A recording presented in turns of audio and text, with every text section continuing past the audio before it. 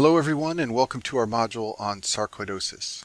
So sarcoidosis is a granulomatous disease, and there are a number of granulomatous diseases, and the two most important ones you should know as a medical student are sarcoid and tuberculosis. And in granulomatous diseases, granulomas form in many places in the body. Granulomas are a special kind of inflammation made up mostly of macrophages. We'll talk about that in a minute. Sarcoidosis is an immune-mediated process, so the immune system plays an important role. We'll talk more about that in a minute. And it has an unknown cause. We don't know what triggers this condition to start in patients. The hallmark of sarcoidosis is a non-caseating granulomata. So what does that mean? Well, decades ago when pathologists looked at the infected tissue of patients with granulomatous diseases, they found that some of the granulomas had this yellowy cheese-like stuff in them, and they called those caseating granulomas. And that's what you see in tuberculosis. In contrast to that, in patients who have sarcoidosis, what you see are non-caseating granulomas. They don't have that cheese-like necrotic tissue in the middle of them.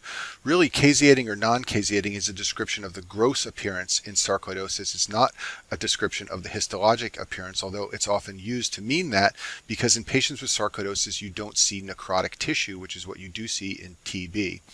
So what makes up these non-caseating granulomas? Well, it's got a tightly packed central area, and I've shown this down here in this picture, drawing a circle around it with my pen right now. And inside this area there are lots of macrophages and epithelioid cells, and then also multinucleated giant cells, which are special cells found in granulomas. And then around the periphery here, where I'm drawing with my pen right now, is lymphocytes and monocytes and mast cells and fibroblasts. The most important thing to notice about this picture right here is that there is not a lot of dead tissue here in the center. If there were lots of dead tissue and no nuclei, that would be a caseating granuloma like you see in TB. In this example here, there are cells and nuclei that are packed together without a lot of necrotic tissue, and that means it's non-caseating. And generally, non-caseating, especially in board questions, means sarcoidosis, whereas caseating means TB. So what's going on at a cellular level that leads to the formation of these granulomas in sarcoidosis? Well, the first thing to know is that this is a cell-mediated immune process. So antibodies and complement and all that stuff doesn't play an important role in sarcoidosis. At the cellular level, this process starts by accumulation of Th1 CD4 helper T cells, and it's high yield to remember that. A lot of the data on sarcoidosis comes from lavaging the alveoli in the lungs of patients who have sarcoidosis. And when they do that and they analyze the cell types, they find that there's a very high ratio of CD4 to CD8 cells.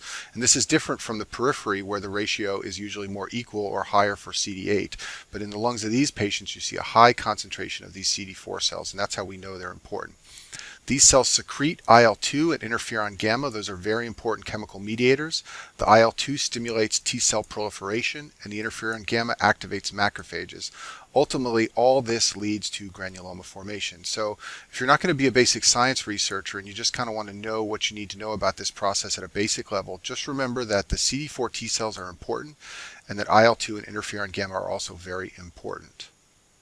So as I said in the beginning, in sarcoidosis, granulomas form all over the body, but let's talk about some of the specific problems patients with sarcoidosis develop.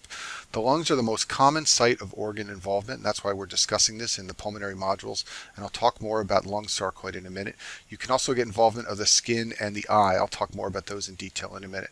Sarcoid can sometimes involve the heart, and the granulomas can block the conduction of electrical activity, and this can lead to heart block. So these patients can present with bradycardia and syncope and signs of AV dissociation and heart block on their EKG. Patients with sarcoid also sometimes develop a cardiomyopathy. Many other systems are rarely involved. So sarcoid's been described just about everywhere. As I said down here, any system can be involved. Some that are worth knowing is that the kidneys can get involved, and patients with sarcoid sometimes develop renal failure. And then the central nervous system sometimes gets involved. We call that neurosarcoid. And two sort of classic findings in patients with neurosarcoid, even though it's rare overall, are to develop a Bell's palsy, which is a facial nerve palsy where you get droop on one half of the face, or to develop motor loss. So if you have weakness in a lower extremity or an arm, that's related to a granuloma forming and disrupting that nerve circuit. It's very important you know two classic things about the lung involvement in sarcoid. The first is that hilar lymphadenopathy is a classic finding. So in this chest x-ray down here, I'm circling the hilar lymph nodes with my pen. They are enlarged and bright white in this chest x-ray, and that's hilar lymphadenopathy. You can also see that with tuberculosis, but it's classic for sarcoid. And then the classic symptom is to have cough and dyspnea. Sarcoid can also cause other lung findings like infiltrates that look sort of like pneumonia, and it can also lead to pulmonary fibrosis. But these are the two things you definitely need to make sure you know about: the hilar lymphadenopathy and the cough and dyspnea.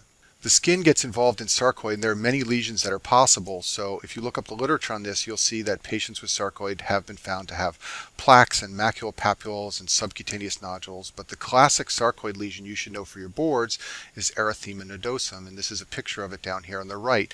It's these red splotches, usually on the shins, that are inflamed and painful. It's inflammation of fat cells under the skin from granulomas, and they're tender, and they're usually on both shins, and this is a pretty classic example down here on the right. So just like with the skin, involvement of the eye in sarcoid can involve many parts, and lots of different things have been reported, but the classic finding in the eye to know about is uveitis. So let's review what the uvea is.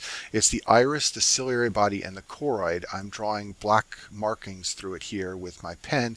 It's the inner vascular layer of the eye that goes from the back all the way around to the front. And when you get uveitis, you can either have anterior uveitis, where the iris and the ciliary body are primarily involved, or the posterior uvea can be inflamed, where you have the choroid involved.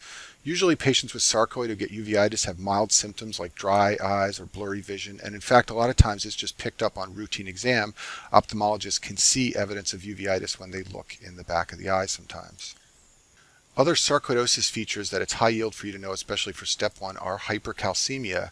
So the alveolar macrophages that are activated in sarcoid can increase their production of 1-alpha hydroxylase activity. So let's look down here at this reaction. 1-alpha hydroxylase, you'll recall, catalyzes the conversion of 25 vitamin D to 125, the active form of vitamin D, and this will lead to increased levels of calcium in the blood. Another finding in sarcoid is high ACE levels. So recall that ACE is produced in the lungs, and many lung diseases will increase the ACE levels, but it's classic for it to be elevated in sarcoid. This is technically a non-specific finding because, as I said before, many lung diseases have high ACE levels, but you should know that in sarcoid the level will go up because there's inflammation in the lungs.